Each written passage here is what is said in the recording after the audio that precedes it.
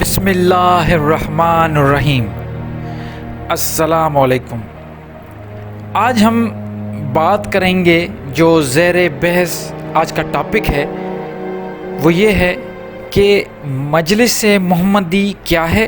Number 1، مجلس محمدی کیا ہے اور مجلس محمدی میں حضوری کیسے ممکن ہے۔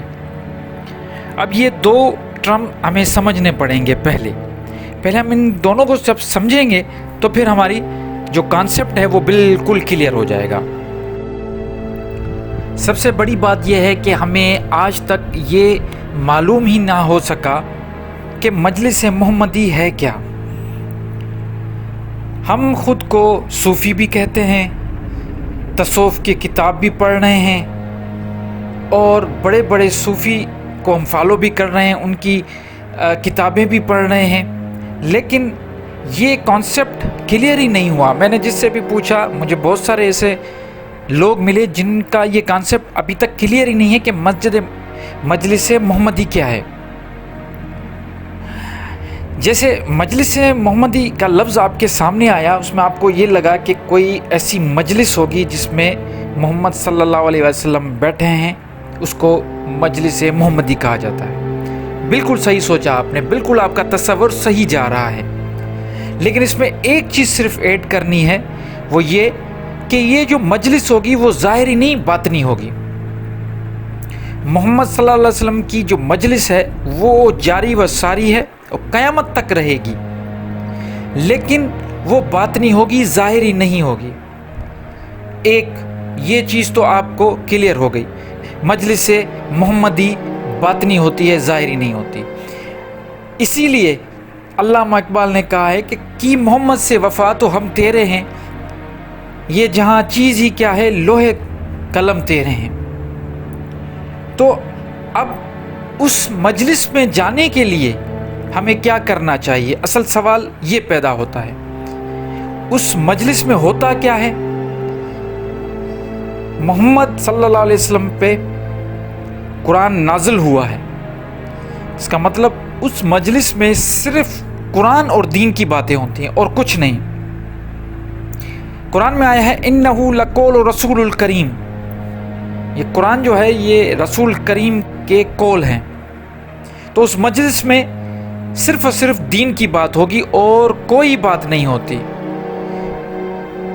اب ہمیں اس میں جانے کے لیے حضرت سخی سلطان باہو اپنی کتاب میں، بہت ساری ایسی کتابیں انہوں نے لکھا ہے، جب آپ ان صوفیوں کو پڑھیں گے، ان کی جو بھی کتابیں ہیں، جو بھی تعلیمات ہیں، آپ ان کو پڑھیں گے تو آپ کو ایک چیز کا اندازہ ہوگا کہ کس طریقے سے وہ کون سا ایسا ہمیں طریقہ بتاتے ہیں جس طریقے کے تحت ہم مجلس محمدی میں حاضر ہو سکتے ہیں، حضوری دے سکتے ہیں۔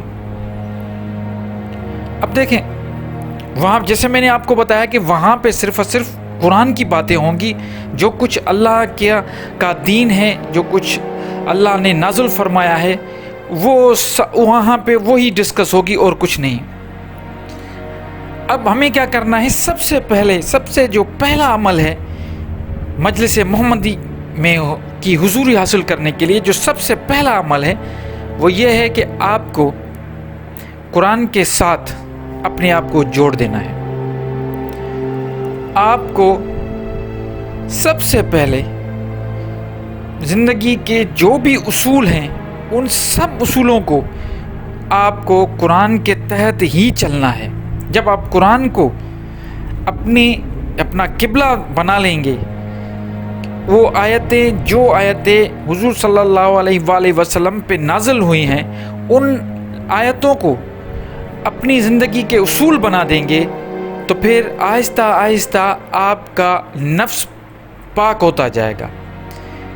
آپ باطنی طور پہ آپ کی طہارت ہوتی رہے گی، اور جیسے جیسے آپ طاہر ہوتے جائیں گے، پاک ہوتے جائیں گے، جسے تزکیہ نفس کہا جاتا ہے، آپ کو خود بخود حضوری نصیب ہونا شروع ہو جائے گی۔ آپ چاہے جاگتے رہیں یا سوتے رہیں، آپ کو مجلس محمدی کی حضوری نصیب ہونا شروع ہو جائے گی.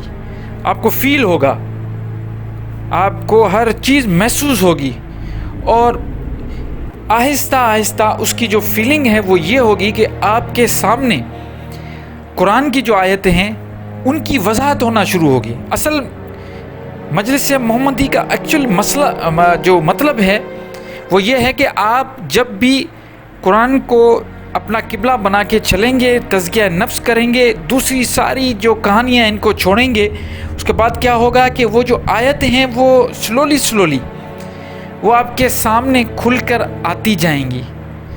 آپ کو محسوس ہوگا, آپ کی نالج بڑھتی جائے گی, آپ کی رہبری باطنی رہبری ہوگی, دست غیب سے آپ کی رہبری ہوگی.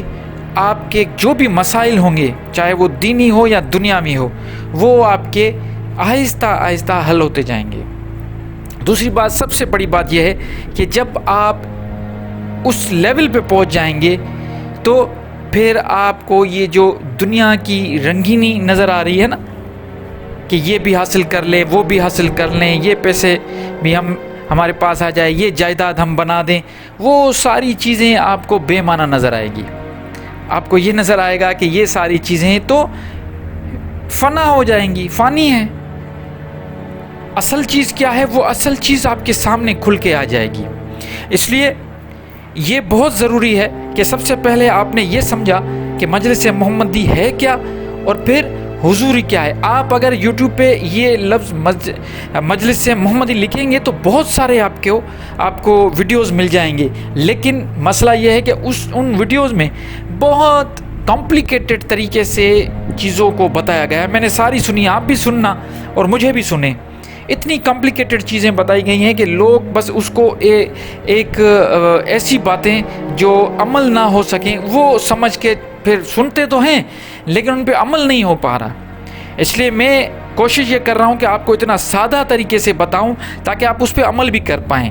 تو مجلس محمدی کا مطلب یہ ہے کہ وہاں پہ صرف قرآن کی باتیں ہوتی ہیں, ٹھیک ہے, اور وہاں پہ حضوری حاصل کرنے کے لیے آپ کو تزکیہ نفس کرنا پڑے گا, آپ کو قرآن کے ساتھ جڑنا پڑے گا, وہ تعلیمات جو قرآن کی ہیں ان کو دیکھنا پڑے گا, آیتوں کے ساتھ آپ کو رہنا پڑے گا دن رات. اس کے بعد پھر جب حضوری مل جائے گی تو وہ آیتیں آہستہ آہستہ آپ کے سامنے کھلتی آئیں گی, آپ کو سمجھ میں چیزیں آتی جائیں گی. اب یہاں پہ سوال پیدا ہوتا ہے کہ اس کے لیے آپ کو ضروری, میں آپ کو بتاؤں, ایک پلس پوائنٹ ہے. ویسے تو آپ ٹرانسلیشن کے تھرو قرآن کے ٹرانسلیشن کے تھرو بھی آپ مجلس محمدی میں حضوری حاصل کر سکتے ہیں, لیکن اگر آپ تھوڑی عربی اگر پڑھ لیں, 3-4 مہینے اگر آپ پڑھ لیں گے تو پھر بہت آسانی ہو جائے گی اور میسیج خوبصورتی کے ساتھ آپ کے دل کو منور کرے گا. آپ کو فیل ہوگا کہ واقعی اصل جو میسیج ہے وہ تو عربی سے ہی مل رہا ہے, کیونکہ میں ہمیشہ یہ بات کرتا ہوں کہ عربی لینگویج کی ٹرانسلیشن ہوتی نہیں ہے.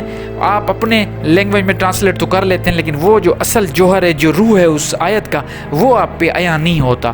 تو مجلس محمدی حاصل کرنے کے لیے سب سے بہتر طریقہ یہ ہے کہ عربی سیکھیں, قرآن کی لینگویج سیکھیں اور اس کے بعد قرآن کے ساتھ جڑ جائے. آپ کو مجلس محمدی کی حضوری ضرور ملے گی.